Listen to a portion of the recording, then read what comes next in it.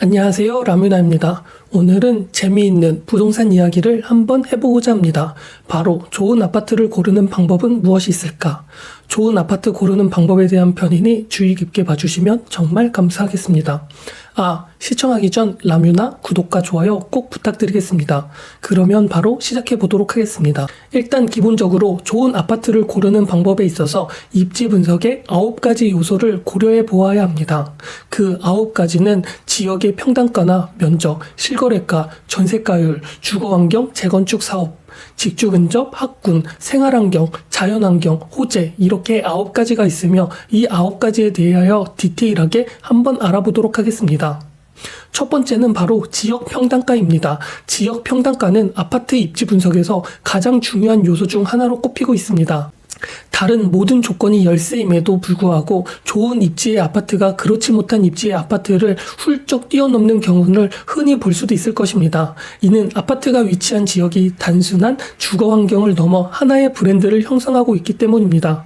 명품이 그 브랜드만으로 가격이 수배로 책정이 될 수 있는 것처럼 대한민국에서 좋은 입지의 아파트는 필수제를 넘어 사치제의 영역에 접어든 지 오래이기 때문에 많이 사람들이 열악한 주거 환경을 감수하더라도 좋은 입지에 위치한 아파트를 매수하고자 하는데 추후 재건축 등으로 주거 환경이 개선이 되면 아파트 가격이 지역 평당가에 수렴하면서 그게 올라가는 것이라는 기대가 있기 때문입니다. 하지만 주거 환경이 열악한 만큼 재건축이 될 때까지는 아무래도 고생할 것이고 그래서 이러한 투자 방식을 몬테크라는 표현을 쓰기도 하고 있습니다.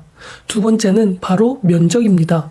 인간은 기본적으로 영역 동물이기 때문에 주거 면적은 거거익선, 다다익선이라고 할 수 있을 것입니다. 하지만 주거 면적이 넓어질수록 가격도 자연스럽게 올라가기 때문에 그만큼 좋은 입지의 아파트를 매수할 기회가 줄어들게 되어버리죠. 즉, 면적과 입지는 반비례하게 되어버리게 됩니다. 따라서 아파트를 선택할 때에는 세대원 간의 합의를 통해 주거가 가능한 최소 면적을 설정한 후 그중 가장 좋은 입지의 아파트를 매수하는 것이 바람직합니다. 주거를 위한 최고 공급 면적은 일반적으로 인당 10평, 아무리 적어도 인당 8평을 초과하도록 하는 것이 좋으며 지역에 따라 주거 면적 수요의 차이가 있는 점을 주목할 필요도 있습니다. 1기 신도시와 같은 학군지의 경우 일반적으로 가족 중심인 3인, 4인 가구가 많아 중대형 평형의 수요가 많고 가격도 더 비싸지만 도심과 같은 업무지구의 경우 직장인, 신혼부부 중심의 1인, 2인 가구가 많아 중소형 평형의 수요가 많고 가격도 더 비싸게 형성이 되고 있기도 합니다.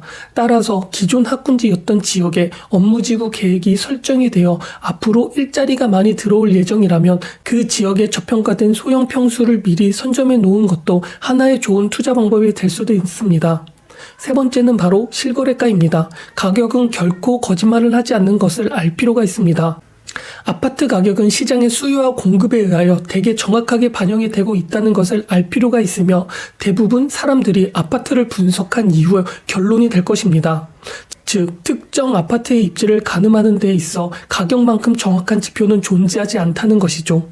초보자가 아파트를 매수할 때 흔히 하는 실수가 아파트의 특정 조건만 고려한 뒤 확증 편향에 빠져 해당 아파트가 가격에 비하여 저평가가 되고 있다고 착각을 하고 나는데 물론 일시적으로 저평가 혹은 고평가가 되는 아파트는 분명 존재하겠지만 애초에 입지 분석의 목적이 저평가된 매물을 찾는 것이기도 합니다. 다만 초보자의 눈으로 그러한 아파트를 찾아내기는 결코 쉽지 않기 때문에 본인의 눈과 시장의 눈에 괴리를 두는 관점은 되도록 지양을 하여야 하며 또한 가격을 판단할 때에는 호가가 아닌 최근 3개월 이내, 아니 적어도 6개월 이내의 실거래가를 기준으로 해야 합니다. 호가는 말 그대로 호가일 뿐이며 상황에 따라 매우 유동적으로 움직입니다. 따라서 실거래가에 비하여 10% 이상 지나치게 높은 호가의 매물은 아무리 매력적이라도 피하시는 것이 좋습니다. 네 번째는 바로 전세가율입니다. 즉 갭입니다. 전세가는 해당 아파트의 거주 가치를 반영하는데 세입자의 입장에서는 매물을 고를 때 아파트의 미래 가치를 고려할 이유가 전혀 없기 때문에 순수한 거주 가치만 전세가에 반영이 되어집니다. 즉 매매가가 해당 아파트의 거주 가치, 미래 가치를 반영한 것이죠. 신축 아파트의 경우 쾌적한 주거 환경 덕에 거주 가치가 높은 대신 재건축 등의 기대감은 떨어지게 되므로 미래 가치는 상대적으로 낮아지기 낮아지며 따라서 전세가가 매매가에 차지하는 비율이 높아지게 됩니다. 즉 이게 높은 전세가율이 되는 것이죠. 구축 아파트의 경우 열악한 주거 환경으로 인하여 거주 가치는 낮은 대신 재건축 등의 기대감으로 미래 가치는 높습니다. 따라서 전세가가 매매가에 차지하는 비율이 낮아지게 됩니다. 이것은 낮은 전세가율이 되게 됩니다. 또한 전세가율이 높을 경우에는 세입자를 낀 상태에서 아파트를 매수하는 갭 투자자가 용이하다는 장점이 있으며 같은 가격의 아파트일지라도 전세가율이 높으면 투자 금액이 훨씬 줄어들게 됩니다. 단 높은 전세가율에 혹해 아무 아파트나 투자하게 된다면 시간이 지날수록 거주 가치는 떨어지는데 미래 가치는 올라가지 않아 낭패를 보는 상황이 발생할 수 있다는 점을 꼭 명심했으면 좋겠습니다. 추후 재건축이 어려운 보상복합 갭 투자나 호재가 없는 지역의 공시가가 1억 미만의 무지성 갭 투자가 대표적인 예이며 따라서 갭 투자를 할 때에는 재건축 사업성이 준수하거나 지역에 호재가 있어 미래 가치가 보장이 되어 있는 아파트를 선택하는 게 좋습니다. 다섯 번째는 바로 주거 환경입니다. 주거 환경 분석은 입지 분석의 최소 단위인 아파트 단지의 내부 환경이 얼마나 잘 조성이 되어 있는지를 분석하는 것이며 주거 환경이 좋은 아파트는 입주민들의 실거주 만족도가 높아 수요에 비해 공급이 적어지므로 가격 상승폭이 높게 형성이 됩니다. 따라서 이전의 수도권 아파트 시장에서 벌어졌던 신축 아파트 품귀 현상을 생각해보면 쾌적한 주거 환경을 원하는 수요에 비해 신축 아파트의 공급이 적다 보니 신축 아파트가 구축 아파트에 비해 시세 상승폭이 높게 될 수도 있었던 것입니다.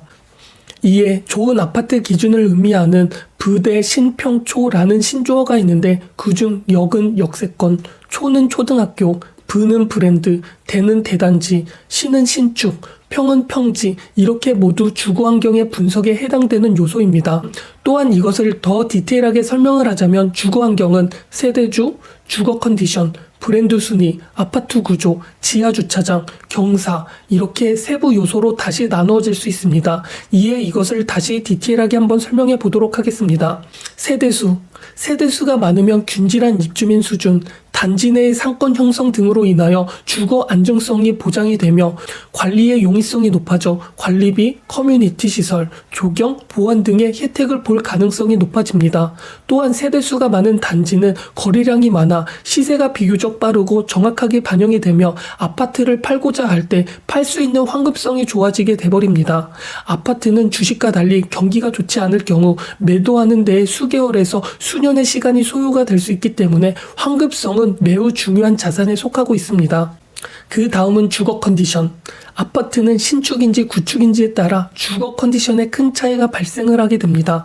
같은 면적일지라도 새로 지어진 신축과 오래된 구축 사이에는 구조의 차이가 존재할 수밖에 없는 것이죠. 신축 아파트 전용 84제곱미터의 경우 전면에 방 4개가 배치가 되어 채광이 우수한 포베이 구조가 일반적이며 안방 옆에 드레스룸까지 갖추고 있는 경우가 많지만 구축 아파트 84제곱미터인 경우 대부분 투베이 구조를 가지고 있으며 심한 경우 화장실이 1개밖에 없는 구조도 존재하게 됩니다. 또한 신축 아파트의 경우 월패드를 통해 엘리베이터를 미리 예약하거나 음식물 쓰레기 자동 이송 시스템을 통해 집안에서 음식물 쓰레기를 쉽게 처리하는 등 구축 아파트에서는 상상도 할 수 없는 주거 친화 시스템을 보유하고 있는 경우가 많으며 구축 아파트의 경우 전기, 수도, 난방 등의 시설이 낡아 제대로 작동하지 않거나 관리비가 지나치게 많이 청구되는 등 주거 노후화의 문제가 발생할 확률이 높을 수도 있습니다.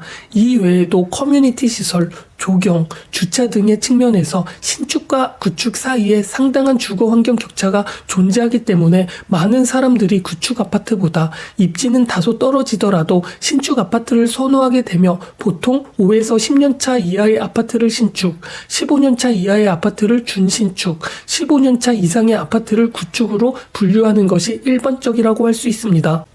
그리고는 브랜드 순위입니다. 황금성이 중요한 아파트의 특성상 비슷한 조건이라면 인지도가 높은 메이저 브랜드를 선택하는 것이 좋으며 실제로 메이저와 마이너 건설사 간의 시공 능력 차이가 존재하고 있습니다. 아파트 구조 및 수납 공간, 커뮤니티 시설, 조경, 도색 등 요소에 수많은 수주 경험을 가진 메이저 건설사들의 노하우가 10분 발휘할 수밖에 없는 것이죠. 이전에 발생한 광주 화정 아이파크 붕괴 사고는 브랜드가 아파트 가격에 실제로 큰 영향을 미칠 수 있음을 증명한 사례 중 하나입니다. 그리고는 구조입니다. 우리나라 아파트는 일반적으로 복도식 구조와 계단식 구조로 나누어지게 되는데, 복도식 구조는 같은 층의 모든 세대가 하나의 긴 복도를 공유하는 구조이며, 긴 복도로 인해 발코니를 한 면밖에 배치할 수 없으며, 발코니와 복도를 제외한 양쪽 면에 옆집과 바로 붙어 있어 벽 간 소음에 취약하다는 단점이 있습니다. 뿐만 아니라 한 층에 엘리베이터가 한두 대밖에 없어 층 간 이동이 불편하며 복도를 통한 사생활 침해의 우려도 있기도 하고 있습니다.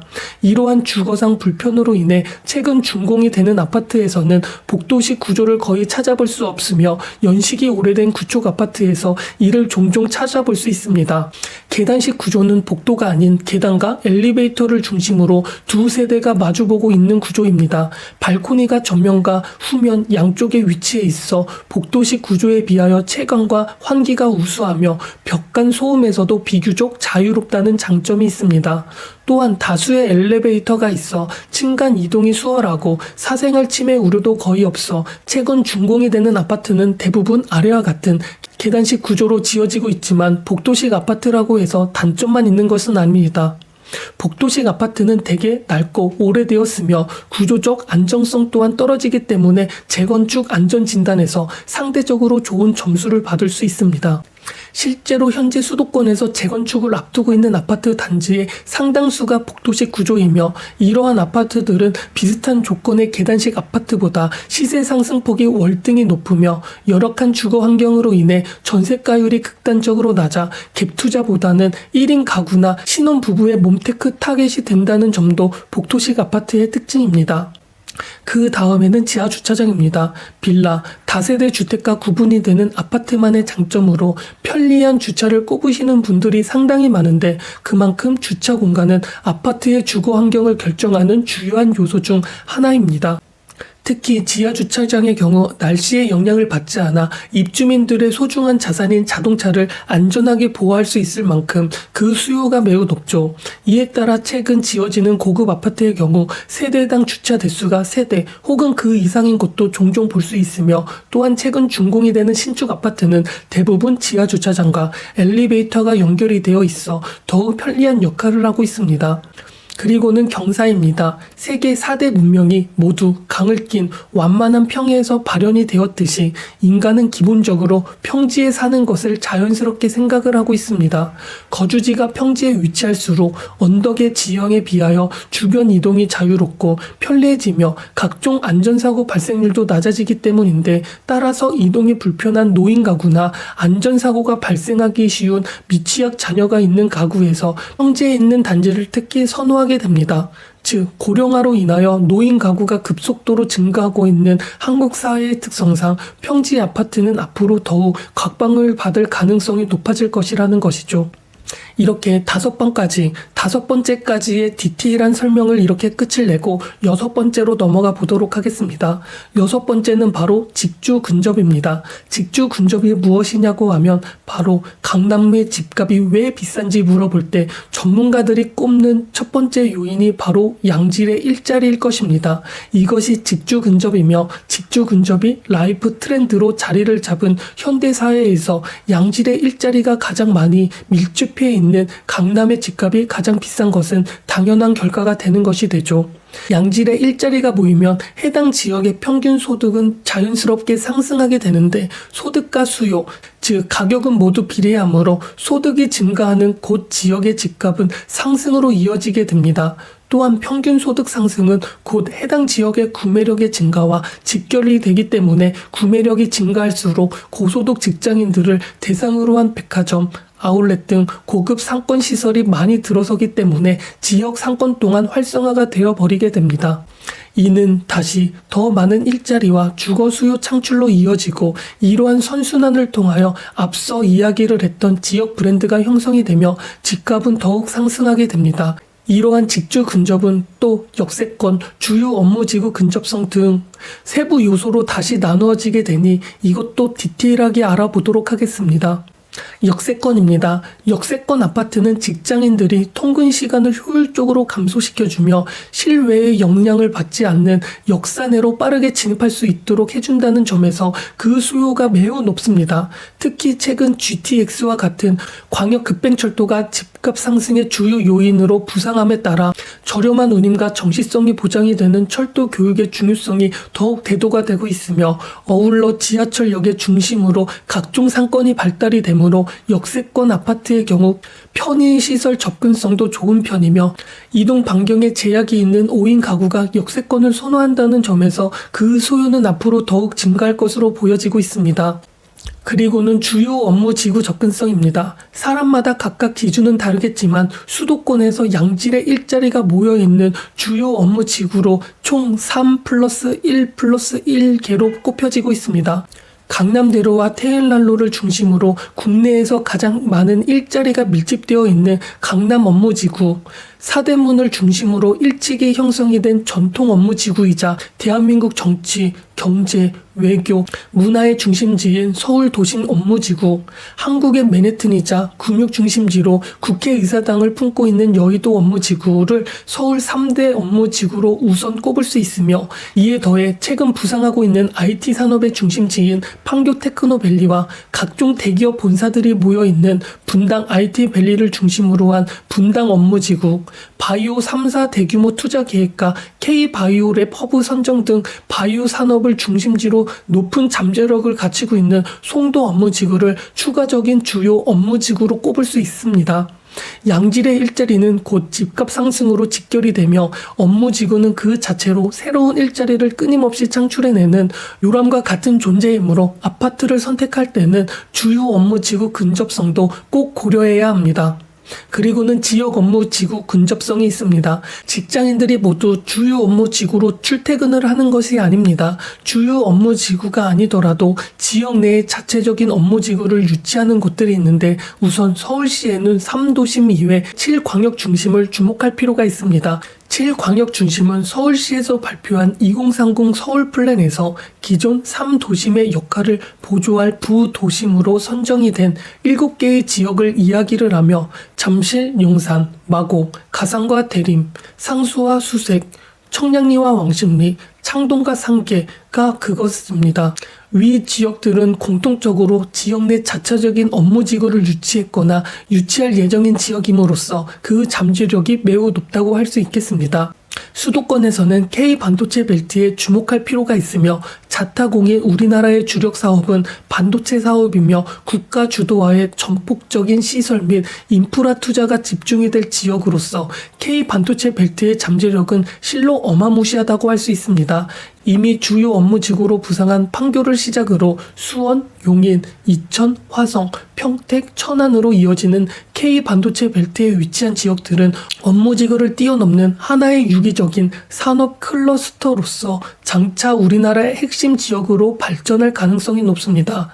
또한 국제업무단지, 국제금융단지가 조성이 될 예정인 청라국제도시와 인천국제공항을 품고 있는 영종도 또한 주목할 만한 지역으로 꼽을 수 있을 것입니다. 7번째는 바로 호재입니다. 호재는 주거 가치와 더불어 아파트의 미래 가치를 결정하는 가장 중요한 요소입니다. 지하철역이 없던 지역에 지하철 계획이 확장이 되거나 일자리가 전무하던 지역에 대형 업무지구 계획이 발표가 되는 순간 인근 아파트값이 곧바로 수억 원씩 뛰는 상황은 뉴스로 많이 접하셨을 것이며, 반대로 지나치게 많은 주택 공급 계획이 발표가 되면 매수 수요보다 청약대기 수요가 늘면서 집값이 하락하는 지역도 존재하게 됩니다. 이처럼 호재는 해당 지역의 아파트 가격에 즉각적인 영향을 미칠 만큼 그 파급 효과는 매우 크며, 따라서 본격적인 임장을 시작하기 전에 해당 지역에 어떤 호재가 있는지, 반대로 어떤 악재가 될 만한 요소는 없는지 꼼꼼하게 따져보는 것이 우선입니다. 또 이러한 호재는 디테일하게 수요와 공급, 평균 소득, 교통 호재, 일자리 호재, 인프라 호재, 개발 호재로 세부 요소로 다시 나눠지기 때문에 이것도 디테일하게 한번 알아보도록 하겠습니다. 수요와 공급.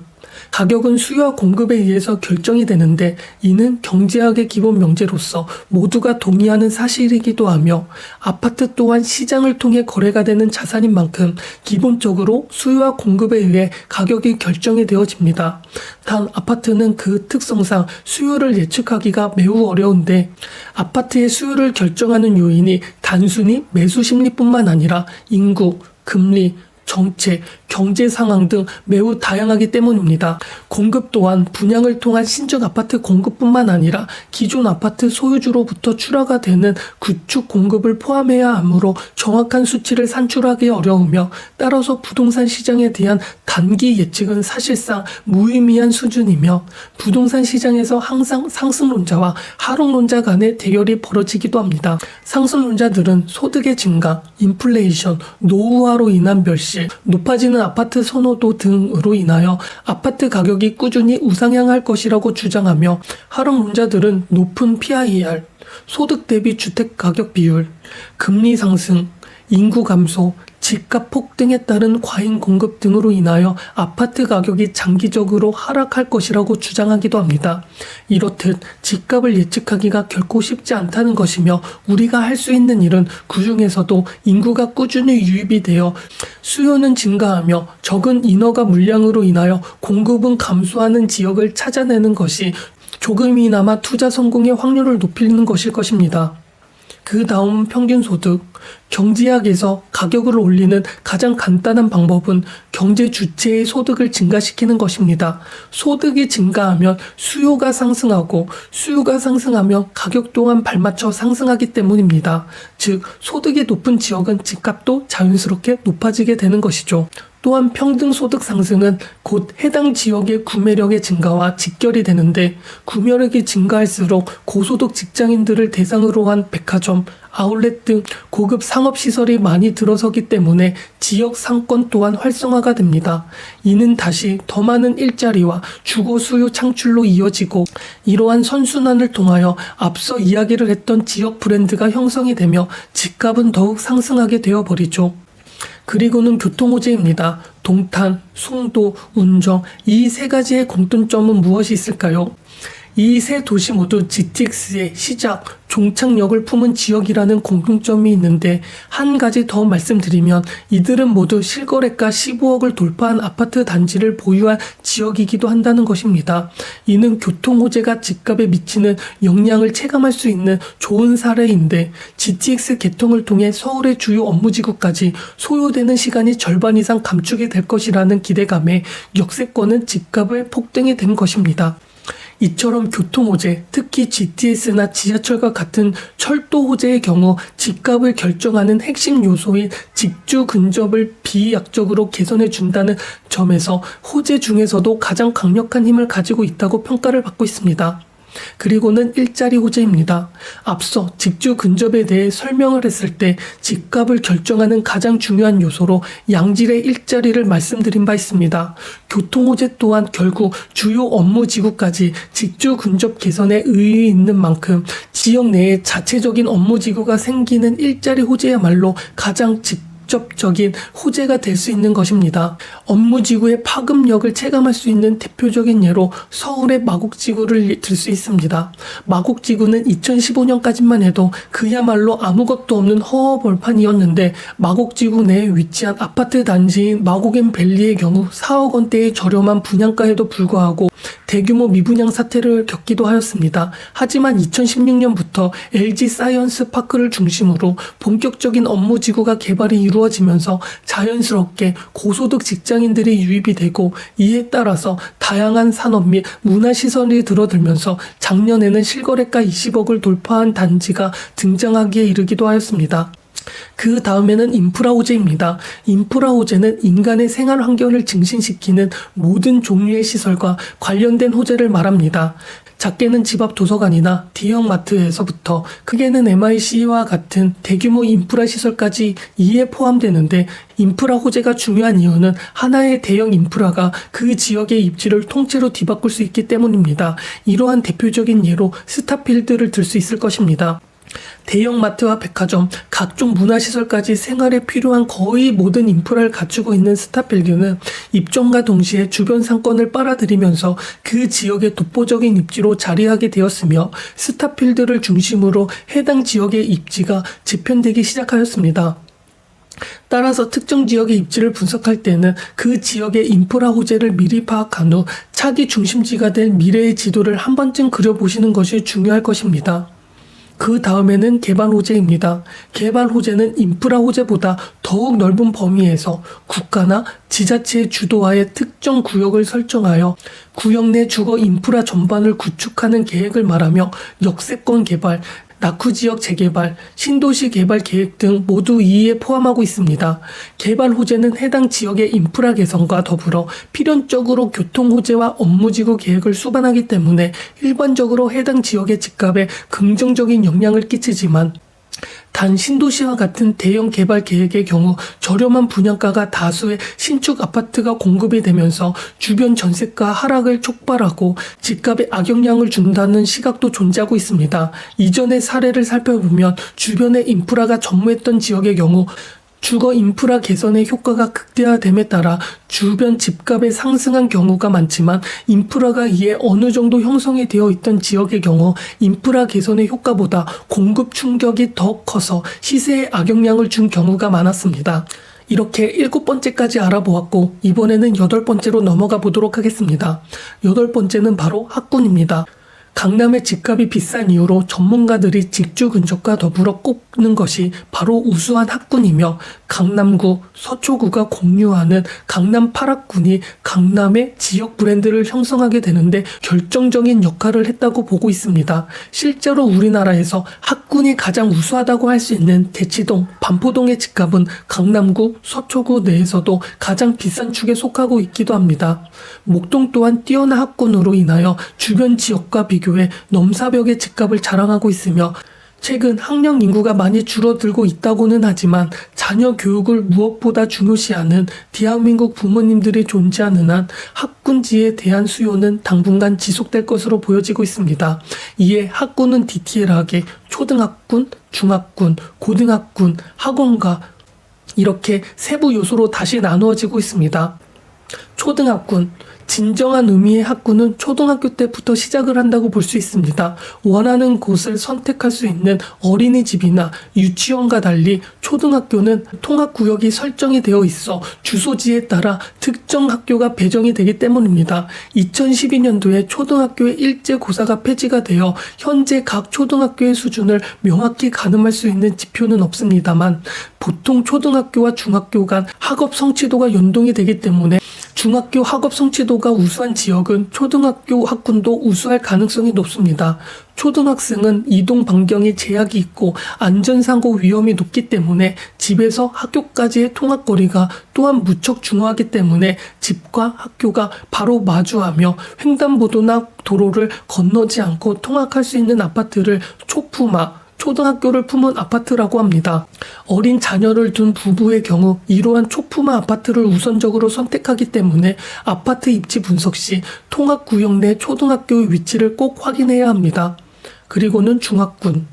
주소지에 따라 특정 학교에 배당이 되는 초등학교와 달리 중학교부터는 하나의 학교군 또는 중학군 내에 있는 여러 중학교 중 하나에 배정이 되어 서울의 경우 통학거리, 학생 수용 능력, 성비 등을 고려하여 추천 방식으로 중학교 배정이 이루어지고 있으며 경기, 인천의 경우 지역마다 차이가 있겠지만 일단 원하는 학교에 지망할 수 있는 선지원 후 추첨이라는 큰 틀 안에서 중학교 배정이 이루어지고 있습니다.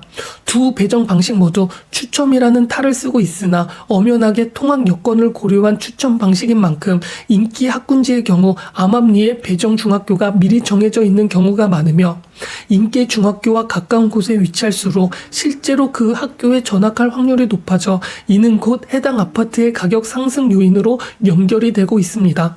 또한 경기 인천의 고등학군은 크게 평준화 학교군과 비평준 학교군으로 나누어지고 있는데 인천광역시와 경기도 수원, 성남, 고양, 부천, 안양, 의왕, 군포, 과천, 광면, 안산, 의정부, 용인, 평택의 경우 평준화 학교군으로서 서울과 흡사한 선지원 후 추천 방식을 통하여 고등학교에 배정을 받고 있습니다. 위에 속하지 않는 나머지 경기도 지역은 모두 비평준화 학교군으로서 학교군 내의 고등학교에서 선지원 후 중학교 내신 점수에 따라 합분리 결정이 되는 방식을 따르며 자연스럽게 명문고와 비명문고 간의 입결 차이가 발생하고 학업 성취도 격차도 커질 테니 해당 지역 학생들은 중학교 내신 관리를 더 철저히 해야 할 것입니다. 또한 비평준화 학교군 중읍면 지역에 위치한 고등학교들은 농어촌 전형을 통한 대학 지원이 가능한데 이를 전략적으로 활용하는 학생들도 있습니다. 그리고는 학원가입니다. 학원가는 명문학교와 더불어 학군을 구성하는 가장 중요한 요소 중의 하나입니다.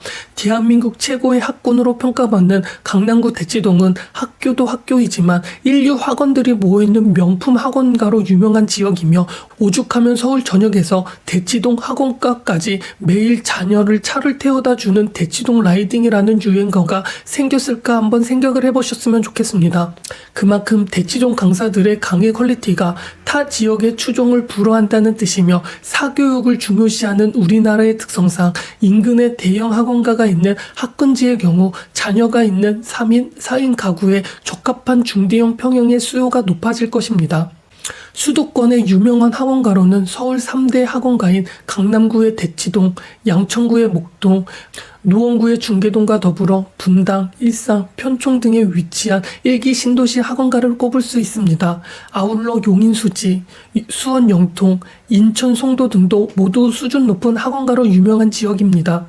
이렇게 8번째가 끝으로 이번에는 마지막인 9번째는 바로 생활환경입니다.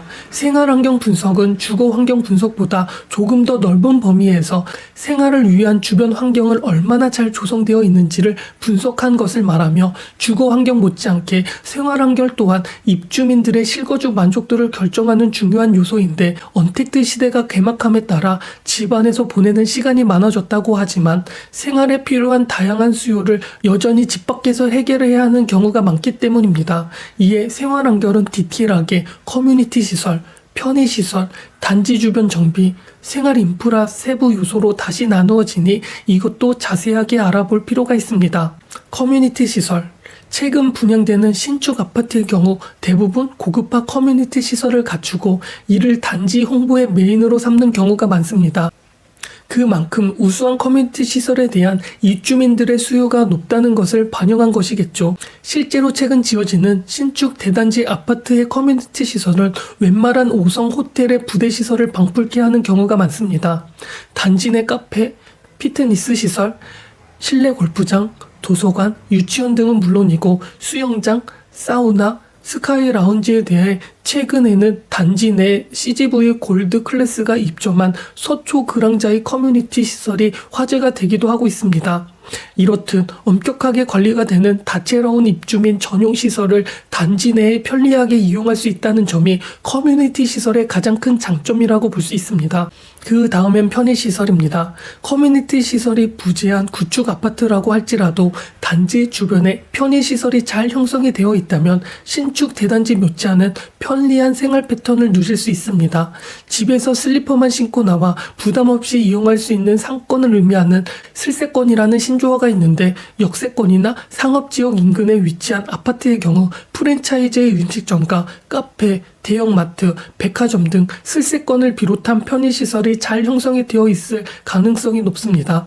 그 다음에는 단지 주변 정리입니다. 단지 주변 정비 여부가 중요한 이유는 지역 정비도에 따라 주민들의 생활 수준, 즉 민도가 결정이 되기 때문입니다. 민도라는 단어 자체가 차별적인 뉘앙스를 풍기기에 다소 조심스럽기는 하지만 입지 분석 관점에서 이는 생활 환경을 넘어 학군과 직결되기 때문에 결코 무시할 수 없는 요소입니다. 지역 정비도는 해당 지역의 아파트 비율과 비례되는 경우가 많은데 아파트 단지는 기본적으로 수백, 수천 세대가 모여 사는 공동 주거시설이기 때문에 주차장, 학교, 근린공원 등 일정 수준 이상의 인프라를 의무적으로 갖춰야 하며 최근 건설사들이 조경과 녹지 비율에 특히 신경을 쓰는 추세이기도 하고 따라서 생활환경과 학군을 중요시하는 가구의 경우 아파트 밀집 지역에 있는 단지를 우선적으로 고려하는 것이 좋습니다. 그리고는 생활 인프라입니다. 생활 인프라가 얼마나 잘 조성이 되어 있는가를 분석할 때 스타벅스 입점 여부가 중요한 지표로 활용할 수 있습니다. 스타벅스는 가맹점주를 받지 않고 오로지 직영점만 운영을 하며 사전에 철저한 상권 분석을 통해 해당 지역에 입점을 하는 것이 유명한데, 따라서 스타벅스가 입점을 한다는 것은 곧 그 지역에 일정 수준 이상의 인프라가 형성이 되어 있음을 의미합니다. 이와 더불어 균일한 품질의 상품을 보장받을 수 있는 프랜차이즈 슈퍼마켓과 대형마트가 인근에 있는지도 꼭 확인해야 합니다. 여기에 고급 상품을 취급하는 백화점이나 프리미엄 아울렛까지 있으면 금상첨화일 것입니다. 마지막으로 응급 상황이 발생했을 때 빠르게 대처할 수 있는 종합병원이 가까운 거리에 있는지 확인을 해야 하며, 특히 종합병원의 경우 고령화가 되는 한국 사회에 있어 그 중요성이 점점 커질 것으로 예상이 되고 있습니다. 그리고는 자연환경입니다. 자연환경 분석이란 아파트를 둘러싸고 있는 조경, 근린공원 등 자연적인 조건이 얼마나 잘 갖춰져 있는지를 분석하는 것을 말합니다. 특히나 나이가 들수록 쾌적한 자연환경은 인간의 심신 건강에 위한 필수 요소로 자리를 잡는데, 수도권의 경우 자연환경이 잘 조성이 된 아파트가 그리 많지 않아 습세권이나 환강뷰를 보유한 아파트 단지가 수억 원의 프리미엄을 형성하고 있기도 합니다. 또한 여기에 자연환경은 디테일하게 나누어지며 일조량, 건폐율, 조경, 조망, 근린공원, 유해시설의 세부 요소로 나누어지고 있습니다. 일조량의 경우 햇빛은 사람에게 행복감을 주는 세로토닌과 뼈의 건강에 도움을 주는 비타민 D의 분비를 촉진시키며 집안을 항상 따뜻하고 화사하게 유지시켜주며, 특히 풍수지리를 중요하게 여기는 우리나라의 특성상 일조 시간이 가장 긴 남양집에 대한 수요가 전통적으로 매우 높은데, 실제로 남양집과 남양이 아닌 집 간의 일조 시간 차이가 분명하게 존재하며 평균 가격 차이 또한 10%까지 발생한다는 연구 결과가 있습니다. 그리고는 건폐율입니다. 건폐율은 총 대지 면적에서 건물 바닥 면적이 차지하는 비율을 말합니다. 건폐율이 중요한 이유는 건폐율이 곧 동간 거리에 직결이 되기 때문인데, 건폐율이 높을수록 동간 거리가 가까워져 일조량이 줄어들며 사생활 침해의 위험성이 높아집니다. 단, 동일한 용적일 경우 건폐율과 건물 높이는 반비례하기 때문에 건폐율이 높다고 해서 반드시 위와 같은 문제가 발생하는 것은 아닌데, 하지만 쾌적한 동 배치와 조경 구성을 위해서라도 건폐율은 되도록 20%를 넘지 않는 것이 바람직합니다. 그 다음에는 조경이 있습니다. 코로나로 인하여 사람들이 이동 반경에 제약이 생기면서 커뮤니티 시설과 더불어 잘 조성이 된 단지 조경에 대한 수요가 급속하게 높아지고 있습니다. 기존에는 단지 밖 근린공원에서 해결하던 산책에 대한 수요가 이제 멀리 나갈 필요 없이 입주민 특화 조경을 통해 해소화하는 것이지요. 이에 더해 지상 주차장이 점차 사라지는 요즘 추세에 아파트의 첫 인상을 결정하는 가장 중요한 요소가 바로 단지 조경이기 때문에 건설사들도 앞다투어 최적화된 조경을 아파트 단지 홍보의 제1수단으로 삼고 있습니다. 그 다음에는 조망입니다. 우리는 흔히 성공의 지표로서 한강뷰 아파트라는 단어를 사용하곤 합니다. 그만큼 훌륭한 조망에 대한 사람들의 수요가 높음을 반영하게 된 것입니다. 주변에 한눈에 내려다보는 탁 트인 조망은 고층 아파트만에 가진 특권이기도 하다는 것이죠. 실제로 같은 아파트 단지에 같은 동이라고 할지라도 중층 이상의 로얄층과 저층의 공시가 가격부터 차이가 나는데, 한강뷰뿐만 아니라 포레스트뷰, 리버뷰, 레이크뷰 등 빼어난 자연 조망을 보유하고 있는 아파트의 경우 로얄층과 저층 간 약 20%에 달하는 가격 차이가 발생하곤 합니다. 그리고는 근린공원입니다. 이전에 오세훈 서울시장에 브리핑한 2040 서울도시 기본계획을 살펴보면 주요 주제 중 하나로 수변, 물 주변의 중심 공간 재편을 설정한 점이 눈에 띌 것입니다. 청계천이 서울의 대표 명소로 자리 잡은 것처럼 기존에 주목받지 못했던 서울의 수변 공간을 수변 명소로 활성화하여 이들을 중심으로 도시 구조를 재편하겠다는 포부가 담겨져 있는데, 기존의 개발 일색 도시 계획에서 패러다임을 전환하면서 자연 환경을 개발하여 중심축으로 삼는 점이 인상 깊었으며, ESG 경영, 온난화 문제 등 환경 이슈가 생활 전반의 대두가 되는 상황에서 산, 천, 호수 등의 근리공원은 그 자체로서 희소성을 갖춘 도심 속 랜드마크로서 앞으로 중요성이 더욱 커질 것입니다. 그리고 유해시설이 있습니다. 유해시설은 그 존재 자체로만 집값에 부정적인 영향을 줄 수 있기 때문에 아파트를 매수하기 전 꼭 확인할 필요가 있는 요소입니다. 산업단지, 발전소, 하수처리시설, 비행기 항로, 지상철, 대로변, 유흥시설 등 소음, 악취, 매연, 분진, 범죄 등의 문제로 유발할 수 있으며 여러 변의 임장을 통하여 이들의 주거 환경에 미치는 영향을 정확하게 파악해 보셔야 합니다. 또한 같은 아파트 단지라고 할지라도 동에 따라서 유해시설의 영향력이 천차만별인 경우도 많기 때문에 특정 아파트 단지에서 지나치게 저렴한 매물이 나왔다면 위의 요소를 더욱 철저하게 점검해야 할 필요가 있다는 것입니다.